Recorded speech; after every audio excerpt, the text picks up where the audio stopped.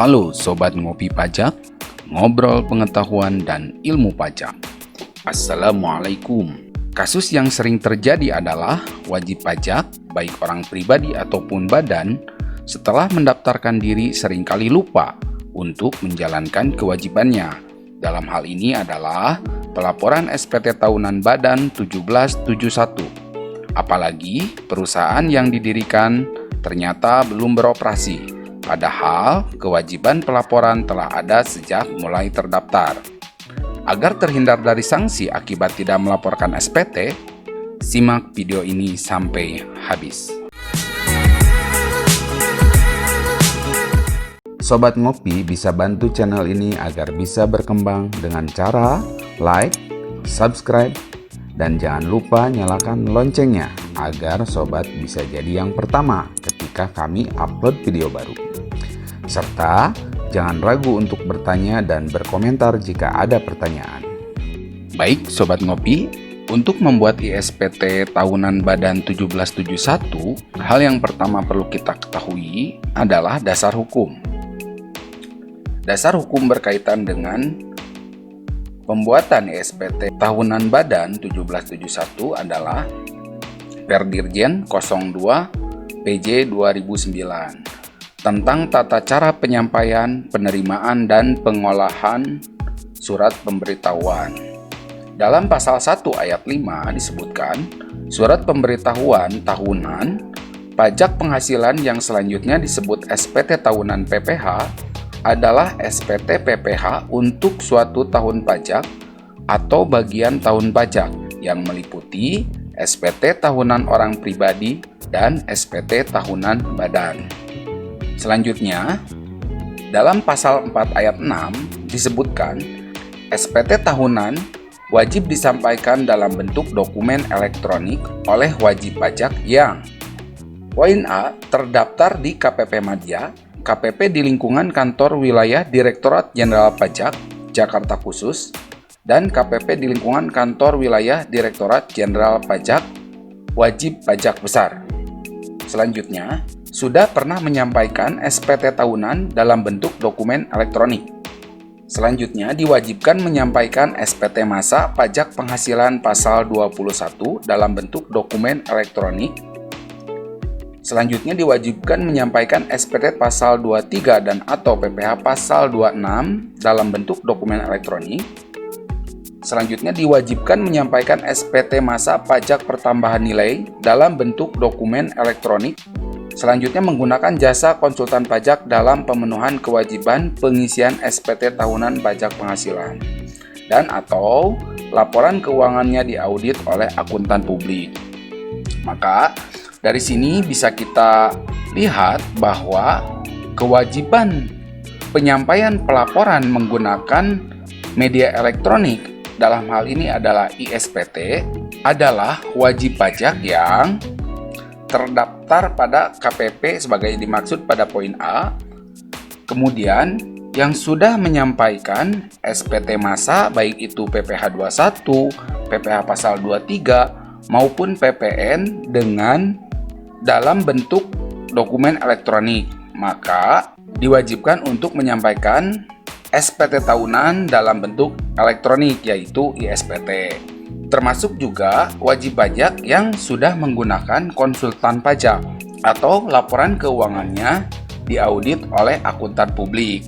Nah, wajib pajak yang sesuai dengan poin A sampai G ini memiliki kewajiban untuk menyampaikan SPT tahunan dalam bentuk elektronik yaitu ISPT tahunan 1771.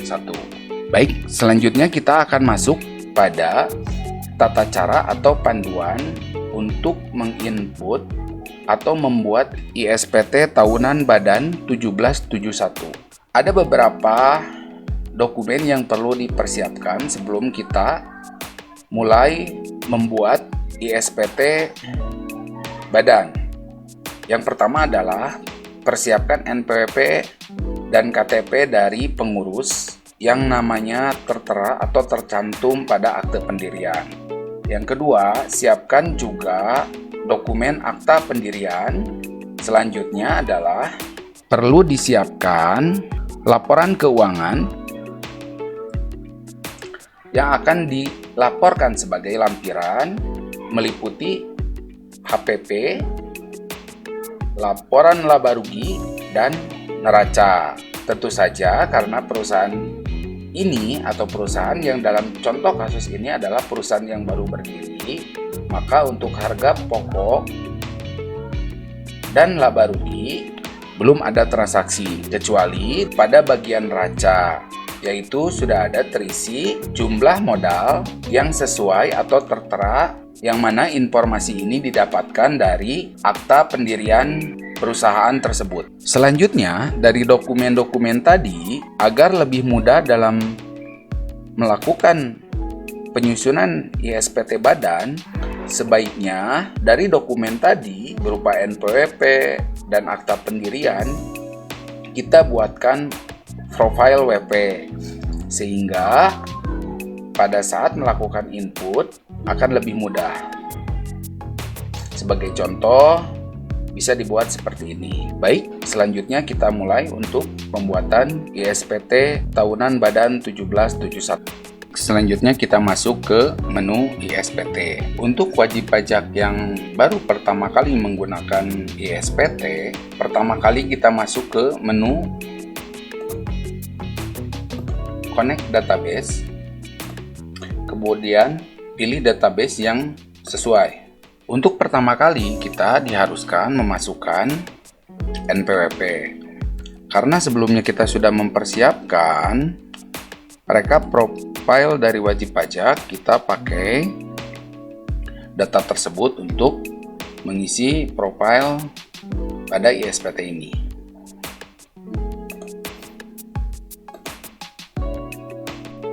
Masukkan NPWP, klik OK. Selanjutnya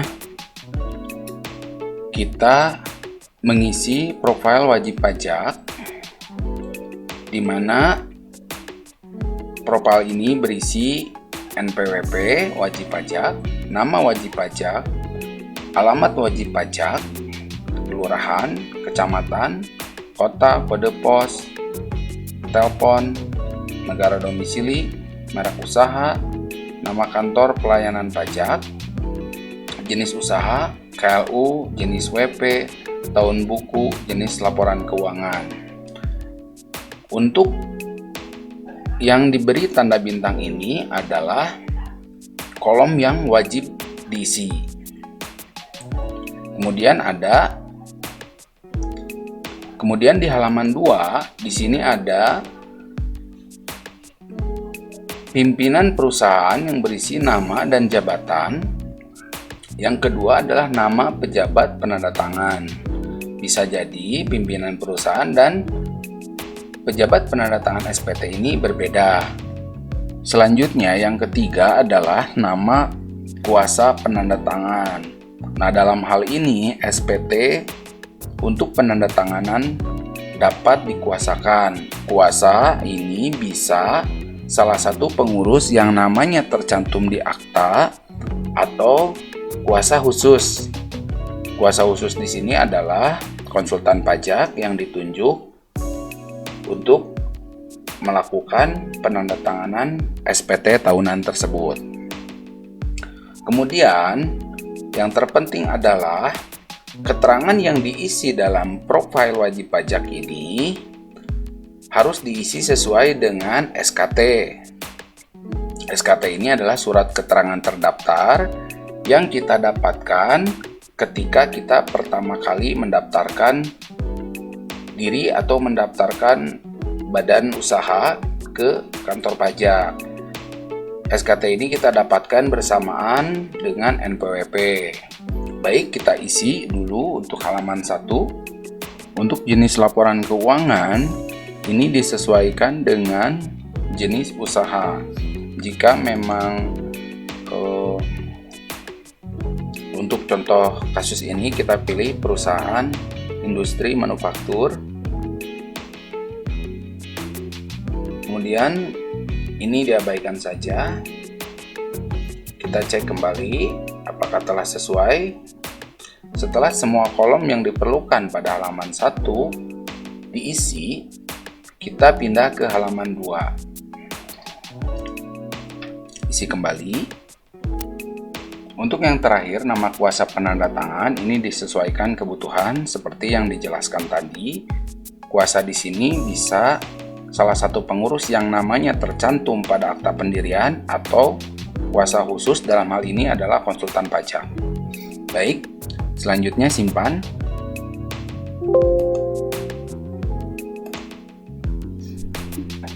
Kemudian kita akan melakukan login untuk pertama kali ke aplikasi ISPT. Untuk password standar adalah administrator password 123. Klik OK. Langkah selanjutnya adalah klik program. Di sini ada buat SPT baru atau buka SPT yang ada. Nah, buka SPT yang ada ini adalah untuk melihat, mengedit, atau melakukan pembetulan atas SPT yang telah dilaporkan. Karena ini kita akan membuat pelaporan baru, kita pilih buat SPT baru. Kemudian di sini ada tahun pajak, kita isi sesuai dengan tahun yang akan dibuat. Dalam contoh ini adalah tahun 2019. Pembetulan 0. Buat SPT PPh Badan telah selesai dibuat. Selanjutnya, karena ini untuk pertama kali kita melakukan install dan input, kita harus memastikan dulu melalui menu utility ini tarif pajak yang digunakan. Bisa jadi tarifnya salah atau tidak sesuai. Di sini kita lihat tarif PPh Badan 25% telah sesuai dengan tarif untuk PPh Badan berdasarkan tarif pasal 17 pada Undang-Undang PPh nomor 36 tahun 2008. Ini kita tidak perlu ubah. Selanjutnya, untuk pembuatan ISPT Badan, sebaiknya kita mulai dari lampiran yang paling belakang. Untuk pertama, kita masukkan dulu transkrip kutipan elemen laporan keuangan. Transkrip ini berisikan neraca, yang mana isinya ada aktiva dan kewajiban, kemudian laba rugi, dan menu hubungan istimewa. Hubungan istimewa ini adalah elemen transaksi dengan pihak-pihak yang mempunyai hubungan istimewa. Kita mulai dengan memasukkan bagian neraca aktiva. Dari data yang kita peroleh atau data yang kita miliki, di sini ada kas sebesar 100 juta.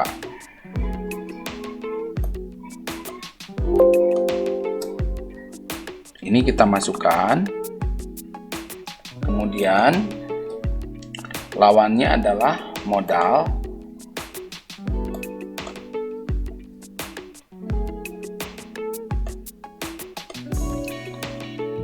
Selanjutnya adalah laba rugi. Karena perusahaan ini baru berdiri dan belum beroperasi, maka untuk laba rugi masih kosong. Selanjutnya, ini adalah untuk isian hubungan istimewa. Ini kita lewati, langsung kita simpan. Kemudian kita bisa melihat hasil cetakan dari data yang tadi kita input. Kas dan setara kas dan modal masing-masing 100 juta. Baik, kita tutup saja.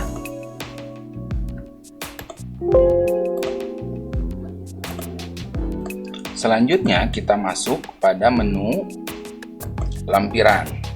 Menu lampiran ini terdiri dari 6 lampiran, yaitu 17711, 17712, 17713, 17714, 17715, dan 17716. Kita mulai dari yang paling belakang.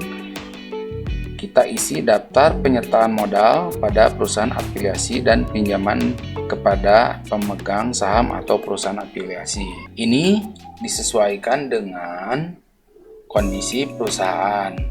Apakah perusahaan memiliki penyertaan modal pada perusahaan afiliasi atau daftar pinjaman dari atau kepada pemegang saham dan atau perusahaan afiliasi. Dalam kasus ini tidak, kita tutup. Selanjutnya kita masuk pada lampiran 5, daftar pemegang saham atau pemilik modal. Kita masukkan berdasarkan data yang sudah kita rekap tadi. Setelah daftar pemegang saham terisi, kita masuk ke daftar susunan pengurus dan komisaris. Di sini ada kolom yang harus diisi adalah NPWP, nama pengurus, alamat, dan jabatan.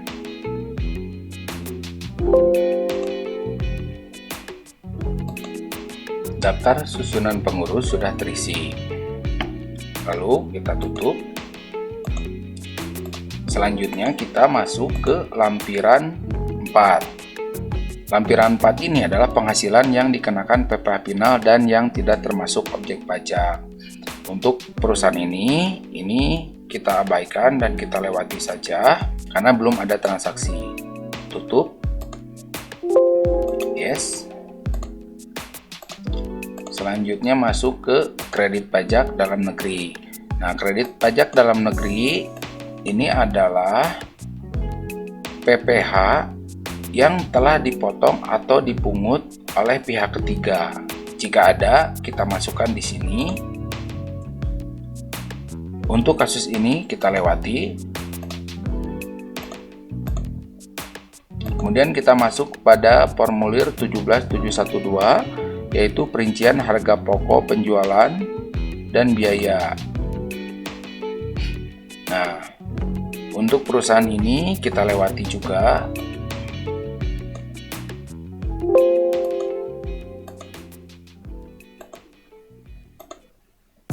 Selanjutnya adalah penghitungan penghasilan neto. Penghitungan penghasilan neto ini terdiri dari 1771 halaman 1, 1771 halaman 2, 1771 halaman 3. Yang ini berisi penghasilan neto komersial beserta biaya-biaya. Kemudian 1771 halaman 2 untuk penyesuaian fiskal positif. Ini adalah untuk biaya-biaya sebagai contoh yang tidak dapat dibiayakan secara pajak sehingga menjadi koreksi. Itu untuk kasus ini nanti kita akan buat materi atau video terpisah, dan ini adalah untuk penyesuaian fiskal negatif. Baik, karena perusahaan ini baru berdiri, kita kosongkan saja, simpan. Yes.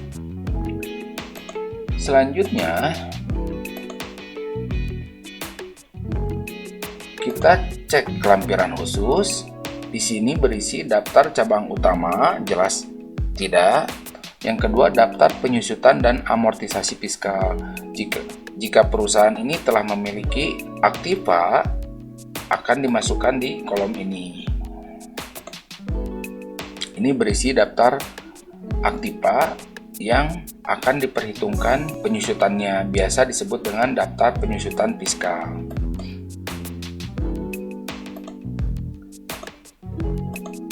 Selanjutnya adalah pernyataan transaksi dalam hubungan istimewa jika ada. Dalam contoh kasus ini tidak ada, kita abaikan. Selanjutnya daftar fasilitas penanaman modal, kita abaikan. Ini perhitungan kompensasi kerugian. Perhitungan kompensasi kerugian ini adalah untuk memperhitungkan kerugian dari tahun sebelumnya. Jika akan dilakukan kompensasi di tahun berjalan, maka ini akan diisi. Selanjutnya, kredit pajak luar negeri. Jika ada kredit pajak atas penghasilan dari luar negeri bisa dimasukkan di sini. Dalam contoh kasus ini tidak ada, kita lewati saja. Selanjutnya adalah SPT PPh Badan. Selanjutnya bagian induk. Ini ada pembukuan laporan keuangan, diaudit dan tidak diaudit. Untuk kasus ini kita pilih tidak diaudit, sehingga kolom di bawahnya kita lewati. Selanjutnya adalah penghasilan kena pajak, PPh terhutang, kredit pajak.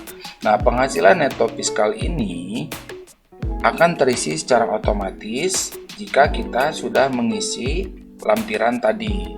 Nah, untuk contoh kasus ini, karena ini perusahaan yang baru berdiri dan belum beroperasi, otomatis seluruhnya ini kosong.